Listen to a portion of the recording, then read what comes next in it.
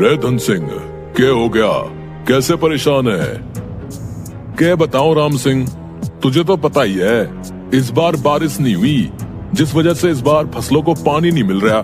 यही सोच के परेशान हूँ कि अगर पानी नहीं मिला तो बहुत नुकसान हो जाएगा। भाई कह तो तू सही रहा है, इस बार बारिश ना होने की वजह से खेतों की सिंचाई नहीं हो पाई, लेकिन कर भी क्या सकते हैं। और बता, तेरा बेटा विवेक कैसा है? भाई सब ठीक है। चल ठीक है भाई, मैं चलता हूँ। ठीक है, राम राम। ठीक सा भाई, मैं भी खेतों की तरफ जा रहा हूँ। राम राम। धन सिंह अपने घर से कुदाल उठाता है और खेती की तरफ जाने लगता है।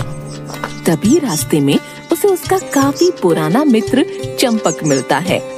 चंपक को देख धन सिंह बोलता है, अरे चंपक, किधर जा रहा है?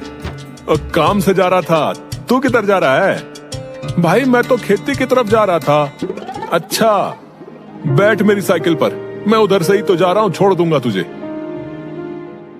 धन सिंह चंपक की साइकिल पर बैठ जाता है और दोनों दोस्त जाने लगते हैं। रास्ते में चंपक धन सिंह से कहता है, चल धन सिंह, आज तुझे दूसरे रास्ते से तेरे खेत पर पहुंचाता हूँ। भाई मुझे तो एक ही रास्ता पता है, तू परेशान मत हो, मैं लेकर चलता हूँ। दोनों दोस्त बातें करते करते जाने लगते हैं।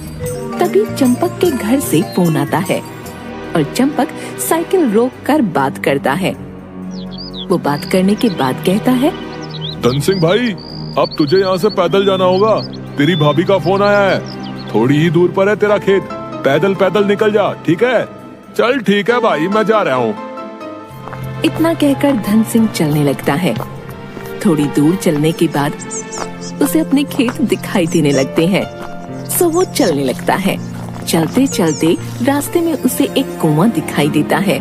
कुएं को देखते ही वो भागा भागा उस कुएं के पास पहुंचता है और मन में सोचता है, ये कुआं तो खेत के पास ही है, इस कुएं से तो मैं आराम से अपने खेत को सींच सकता हूँ। धन सिंह कुएं के पास पड़ी बाल्टी को उठाता है और पानी निकालने लगता है।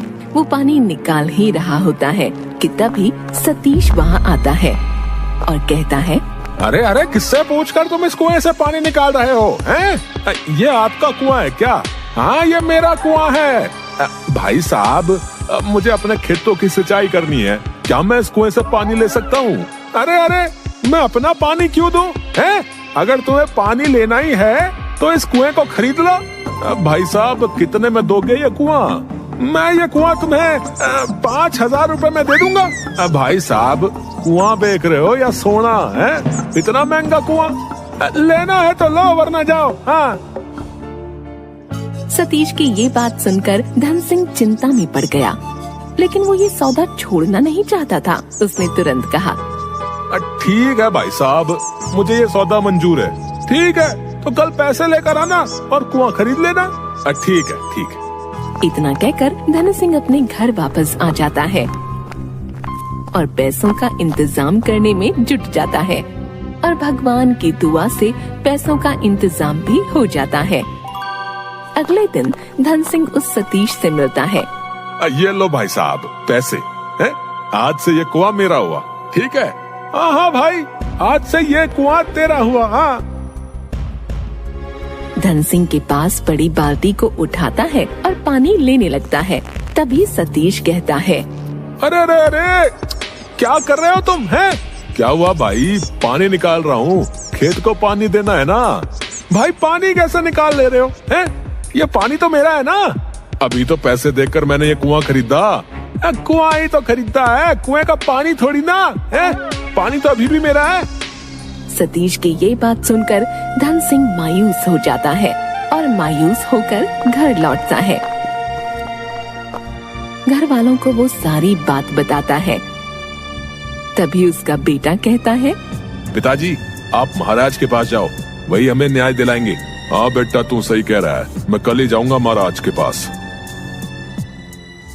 अगले दिन धन सिंह सुबह होते ही महल के लिए निकल गया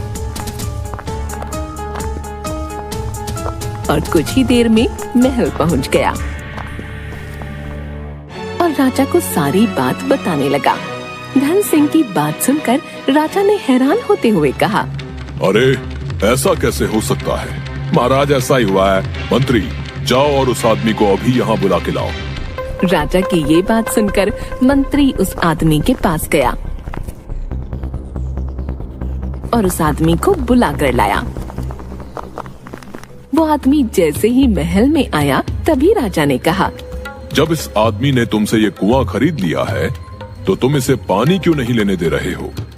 महाराज, इसने मुझसे कुआं खरीदा है, पानी नहीं। पानी तो अभी भी मेरा है ना। तुम बताओ, तुमने क्या खरीदा था? महाराज, मैंने पानी लेने के लिए कुआं खरीदा था।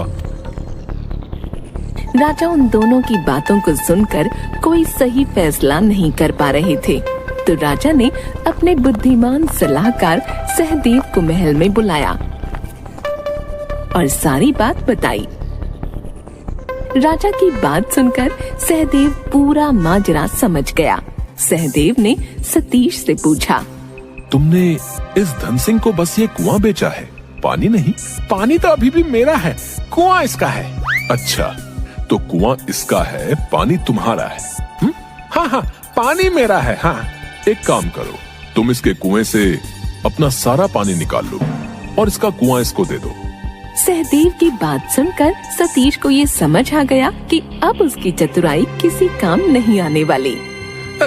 मुझे माफ कर दीजिए, ये कुआं और पानी दोनों इनका है। मुझे माफ कर दीजिए। तुम्हें इस धोखेबाजी की सजा मिलेगी और तुम्हारी सजा है कि तुम्हें धन सिंह के खेतों की पूरे 1 महीने तक सिंचाई करनी होगी। राजा ने सतीश को सजा दी। इधर धन सिंह भी खुशी खुशी अपने घर आ गया।